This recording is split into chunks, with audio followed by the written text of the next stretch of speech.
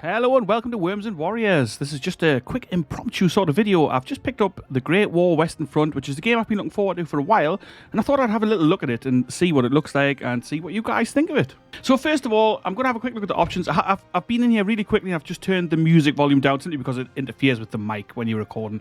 But other than that, let's have a quick look through here and what do we have? It looks really smooth actually. I like the look of it. So sliders for adjusting graphic details and shader details. I mean, mine, it's set to high. I've got a fairly decent graphics card. We've got a RTX 3070 in here, which is, it's pretty decent. Running at 1080p. Audio-wise, again, I mean, it's exactly what you would expect. Controls, you can rebind your keys in any way you want, which is handy. I like that kind of thing in games. I mean, not that I'm a game reviewer or anything like that. I just thought I'd have a quick look through this. But yeah, it looks pretty good.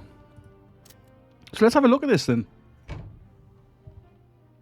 Really nice and smooth. I thought we'd maybe play through the tutorial, maybe the first mission or so. It's not going to be a mega long video or anything like that, just to have a quick look at it and see what it looks like and see if this might be something we can play on the channel if you guys would enjoy watching it. So what do we got? I want you for the US Army, nearest recruiting stations. This is for the tutorial. We can play as the Allies or the Central Powers, the German trench here with some German writing. So let's go ahead and let's click on the tutorial. Let's see what this has got for us. So, start the tutorial. After remaining neutral for several years, America is prodded into action by sunken ships and disturbing telegram. All right. So this is May 1918. So nearing the end of the war, the Americans arrive.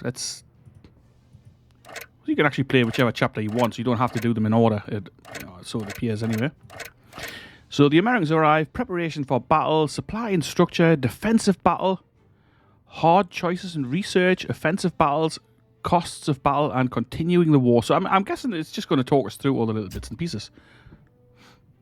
For anyone who's been watching this channel for a while or following along, then you will know that I love this kind of photography, this war photography. I love it, especially from the American Civil War. There's just something magical about capturing that moment in history on a photograph, which obviously previous to the American Civil War was incredibly limited. I think there might be a couple of photographs from the Crimean War, but that's probably about it. And I feel like the photography from the American Civil War gives you a real window into history. It's great. Same with this kind of thing. I mean, all these guys are obviously long dead now, but like to think that these guys were real people, it's crazy to me. I mean, I'm sure other people probably don't give a monkeys, but like it really, honestly, I love this kind of thing. So it's given us a bit of background here on the screen about the Americans becoming involved in the war. Let's have a look what's happened. I lied about my age and joined up when I was 17. Looking back, I was just a foolish boy looking for glory. Is that Liam Neeson? The enemy had sunk our ships and trying to turn Mexico against us. Sounds like him. I don't know if it is. My platoon arrived in France in April of 1918. General Pershing organized our troops. My unit was assigned to a French contingent for training. None of us had any experience with the new way of fighting, and the trench lines were a bit of a shock. All right. So this is the overview map here. It looks nice. I mean, it looks very basic and hex-like, but I like that. And to me, actually, I think like a strategy game, it doesn't need crazy good graphics. I like this kind of simplicity. I know not everybody might do, but this is like I do. Oh, and I like the little explosions going off along the front here. It's pretty cool. Let's see anyway. Bonjour, I am Lieutenant Colonel Andre Laurent. Laurent? I don't know. Welcome to France. I don't speak French in any way. Although I did take it at school for 3 years, but you would never think it. I understand you're eager to fight, but this is the Western Front. The trenches are no place for the inexperienced. The top advisor box, blah, blah, blah. So let's just go, we'll click this dismiss message, we'll go to the next one. I didn't know it at the time, but Laurent, I don't know, had been in the Battle of the Somme. You could see a kind of distance in his eyes, though he didn't let it show in his voice. So we can go back or forward. I mean, it's just a standard tutorial. This is a real basic tutorial. The map is divided into hexagonal areas called regions. All regions in the map begin under control of either Allied nations or the Central Powers. Allied nations region hexes are highlighted in blue. Central Powers are highlighted in red. Obviously, we can see that. So this is giving us a bit of background here. The Russian treaty with Germany has freed up nearly 50 divisions of German infantry to be transferred to the Western Front. Your men are needed to shore up the line and push back against this new threat. Front line is where combat happens, yeah, do you think? Regions can only initiate attacks on adjacent hexes. As you capture or lose regions, the front line will adjust position. National will, alright, so that's at the top, so we're even here, 1, 2, 5 each, represents the feeling of the home nations towards the war, how likely they are to enlist, buy war bonds, or support the war effort in general. National will is one way to win the game. The first faction to push the enemy to 0 will win, right? So that makes sense, of course. The second way to win is to capture the region containing the faction's command HQ. For the Allies, the command HQ is Paris. For the Central Powers, it's Kreuznach. Kreuznach? Okay. You can move the camera using WASD. The keys can be remapped. Yeah, we've already discovered that. The arrow keys or holding the middle mouse button. You can zoom around, so the mouse zooms. Yeah, it's pretty cool. But standard control. Move the camera and select the Paris region, right? Each region has a defense rating measured in stars. When you attack a region, achieving a great victory removes 1 star. Once the final star is removed, the region becomes yours. Alright, so this has got 5 stars. So you'd have to win 5 major victories around Paris to capture that, I guess, if you were the Germans. Or the Central Powers, rather.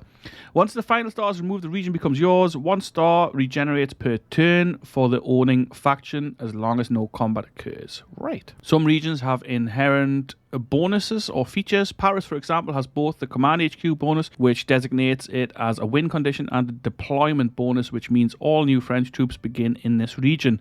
You can see any bonuses in the region panels. Military units can be moved on the map. Units can have different names but act the same way. For example, an infantry corps and tank battalion are both units. Each unit contains a selection of smaller groups called a company. The type of companies found in a unit are not always the same. For example, an infantry corps can contain multiple infantry types and artillery. Alright.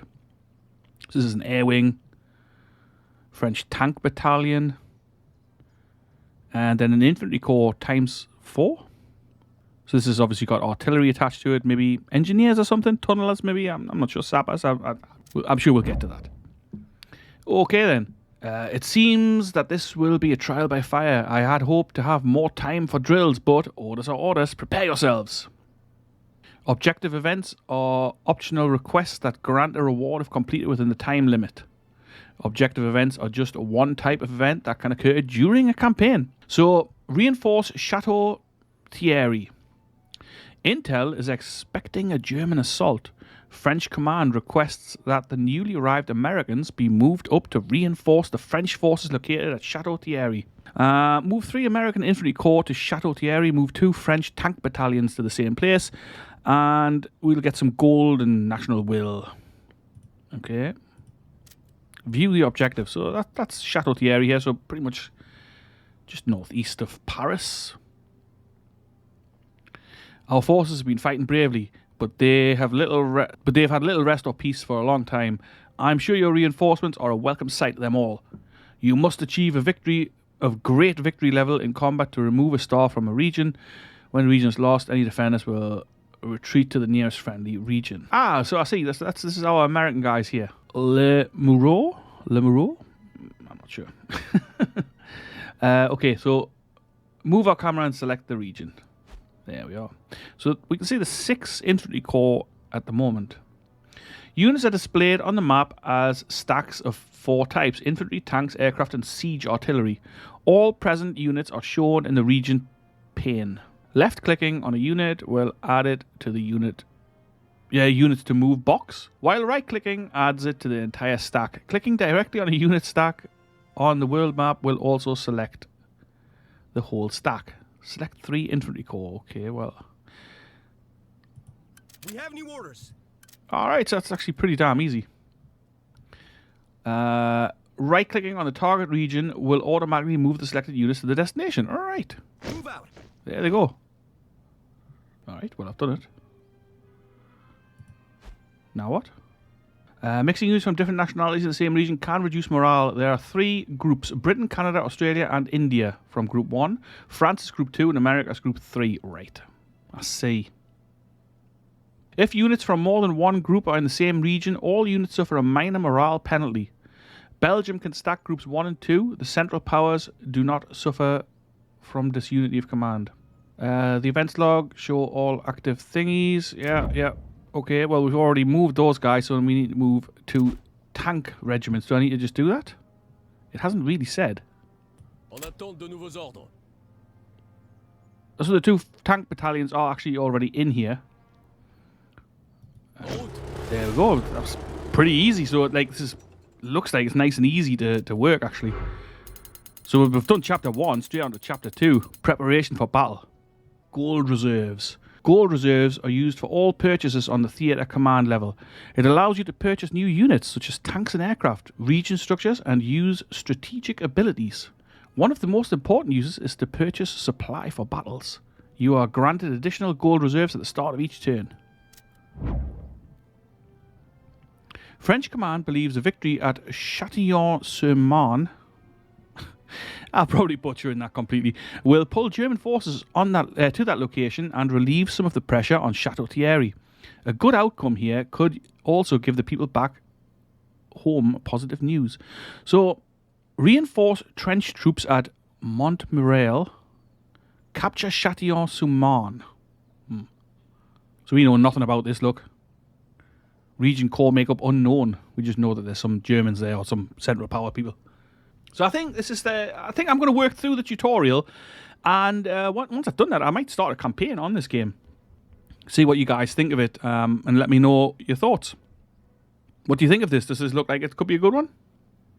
But before I do, I will definitely have to play through this whole tutorial. But I doubt you guys want to watch the whole tutorial of me doing it. If you do, then do pop it in the comments, and I'm happy to record the rest of it. But if not, then obviously tune back in for the series, which will be starting soon enough. We'll be getting on with that.